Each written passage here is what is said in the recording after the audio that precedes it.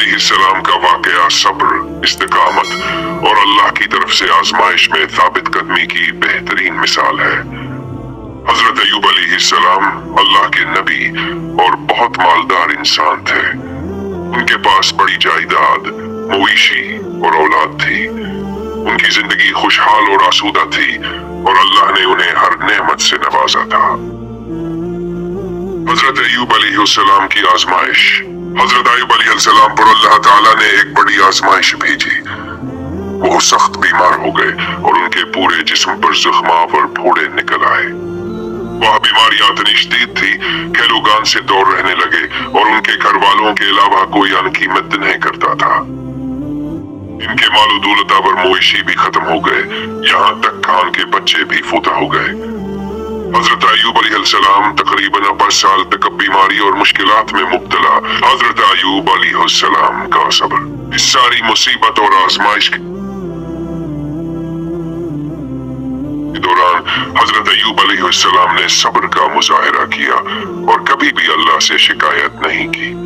वो हमेशा अल्लाह की रहमत के तलबगार रहे और इसकी रजा पर राजी रहे।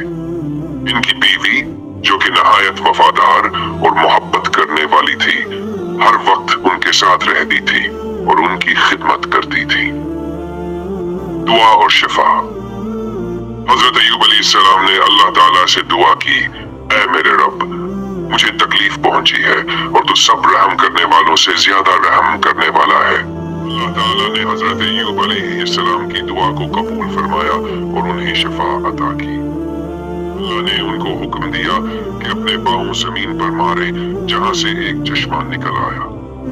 हजरत अय्यूब अलैहिस्सलाम ने इस पानी से गस्ल किया और इसे पाया, जिससे उनकी बीमारी मुकम्मल तौर पर खत्म हो गई। हजरत अय्यूब अलैहिस्सलाम की बहाली। अल्लाह ताला ने हजरत अय्यूब अलैहिस्सलाम को उनकी खोई हुई नेमतें दोबारा अता की। उनका माल और दौलत वापस कर दिया गया, उन्हें नए बच्चे अता किए गए और उनकी जिंदगी दोबारा खुशहाल हो गई।